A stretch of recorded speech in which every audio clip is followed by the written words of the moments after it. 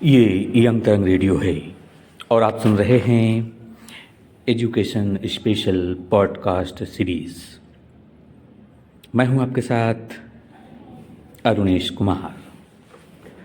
दोस्तों, आज हम बात करेंगे विदेशी यूनिवर्सिटीज़ की।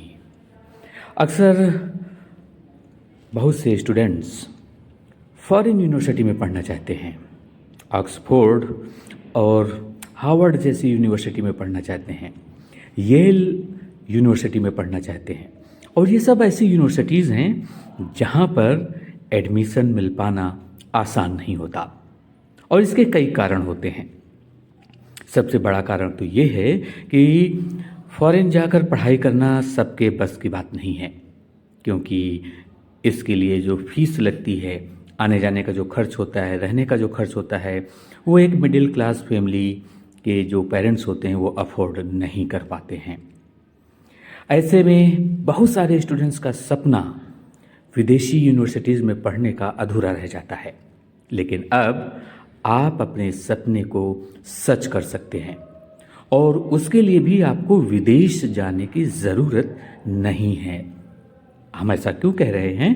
क्योंकि हाल ही में यूजीसी यानी यूनिवर्सिटी ग्रांट कमीशन, ये जो सबसे बड़ी संस्था है एजुकेशन मिनिस्ट्री की, इसने कहा है कि विदेशी यूनिवर्सिटी के भारत में कैंपस स्थापित करने का ड्राफ्ट जारी कर दिया गया है और इसको ध्यान में रखते हुए बहुत सारे सुझाव और फीडबैक सारे स्टेक होल्डर्स से मांगे गए हैं।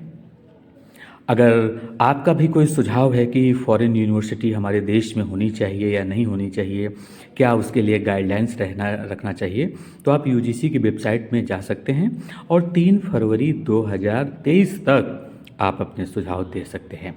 इसके बाद यूजीसी फाइनल रेगुलेशन जारी कर देगी। सूत्रों के मुताबिक फरवरी से ही विदेशी यूनिवर्सिटी भारत में कैंपस स्थापित करने के लिए आवेदन कर सकती हैं और इसके बाद फॉरेन यूनिवर्सिटी, जानी मानी जो फॉरेन यूनिवर्सिटीज़ हैं जैसे ऑक्सफोर्ड है, हार्वर्ड है, ये अपने कैंपस भारत में भी खोल सकती हैं। इस बारे में यूजीसी ने ये बताया है कि टीचर्स, एजुकेटर्स, पेरेंट्स, एक्सपर्ट्स, ये सब लोग 3 फरवरी तक अपनी राय, सलाह, फीडबैक, सवाल जो भी उनके मन में है फॉरेन यूनिवर्सिटीज़ के इंडिया में ओपन करने को लेकर वो दे सकते हैं। अब दोस्तों, इसमें ये अगर बताएं कि यूजीसी ने फ़िलहाल क्या बेसिक गाइडलाइंस तय की है, तो उसके अनुसार जो भी विदेशी यूनिवर्सिटी हमारे देश में आएगी उसको शुरुआत में 10 साल के लिए कैंपस की स्थापना की मंजूरी दे दी जाएगी और इसके बाद इसे बढ़ाया भी जा सकता है। इसके बाद जब ये मंजूरी मिल जाएगी तो उसके 2 साल के अंदर ही भारत में कैंपस स्थापित करना होगा।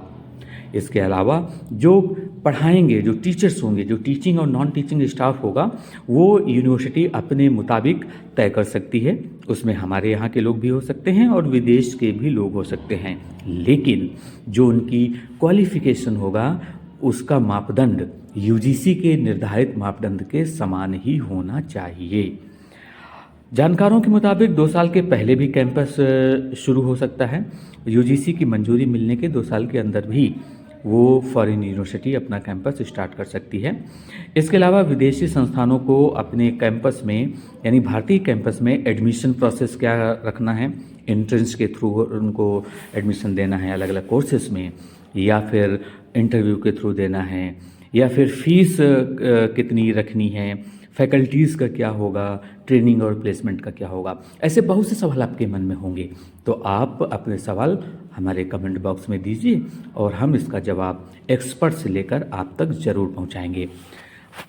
फ़िलहाल तो जो जानकारी आ रही है यूजीसी के प्लेटफॉर्म से वो यही है कि एडमिशन से लेकर के प्लेसमेंट तक, फैकल्टी से लेकर के जो इंफ्रास्ट्रक्चर तक, ये सब तय करने का अधिकार उस विदेशी यूनिवर्सिटी का अपना खुद होगा।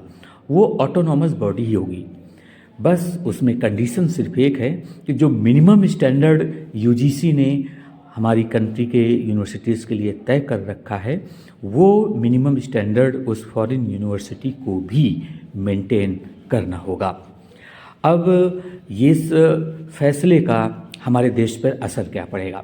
देखिए, सबसे बड़ा असर तो ये है कि जो मिडिल क्लास के स्टूडेंट्स होते हैं, जो बहुत ज़्यादा फ़ीस की वजह से फ़ॉरेन में नहीं जा सकते हैं, पढ़ाई नहीं कर पाते हैं, उनको अपना सपना सच करने का मौका मिलेगा। अब वो अपने देश में रहकर ही इस यूनिवर्सिटी से अपना मन मुताबिक अपना फ़ेवरेट कोर्स कर सकते हैं। दूसरा फ़ायदा ये होगा कि कंपटीशन बढ़ेगा। अब फ़ॉरेन यूनिवर्सिटी का जो कोर्स करिकुलम होता है, सिलेबस होता है, पढ़ाने का तरीका होता है, वो बहुत ही स्टैंडर्ड होता है और यही वजह है कि वहाँ पर फाइनल ईयर में आते-आते तक लोगों को, जो स्टूडेंट्स होते हैं, उनका प्लेसमेंट हो जाता है। तो इस कंपटीशन से, इस हेल्दी कंपटीशन से जो हमारी इंडिया की यूनिवर्सिटीज़ हैं, वो भी अपना स्टैंडर्ड और बेटर करेंगी। इसके अलावा बहुत सारे ऐसे लोग होते हैं, ये स्टूडेंट्स होते हैं जिनका कहीं एडमिशन नहीं हो पाता है, तो वो विदेशी यूनिवर्सिटी का जो कैंपस इंडिया में खुलेगा वहाँ पर भी अप्लाई कर सकते हैं। और सबसे बड़ी बात, कुछ लोगों को रोज़गार भी मिलेगा। जी हाँ, फॉरेन यूनिवर्सिटीज़ की जब कैंपस हमारे देश में खुलेंगे तो उसमें बहुत सारे स्टाफ की ज़रूरत पड़ती है। टीचिंग स्टाफ तो होता ही है, नॉन टीचिंग स्टाफ भी होता है। इसके अलावा एडमिन, अकाउंट, एचआर ऐसे डिपार्टमेंट भी होते हैं।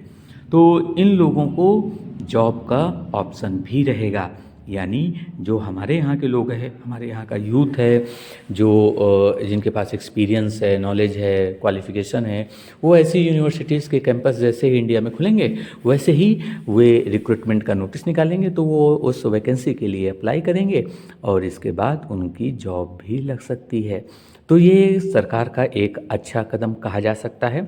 फ़िलहाल ये योजना पायलट प्रोजेक्ट पर है, यानी अभी कागज़ों पर है और उम्मीद है कि 2 महीने के अंदर ही, जब ये फरवरी में सारे एप्लीकेशंस, जो भी फॉरेन यूनिवर्सिटीज़ अपना कैंपस इंडिया में खोलना चाहती है, उसके एप्लीकेशंस आ जाएंगे, फिर उसकी स्क्रूटनी होगी, फिर उसका अप्रूवल होगा और फाइनली यूजीसी फिर उनको परमिशन देगी।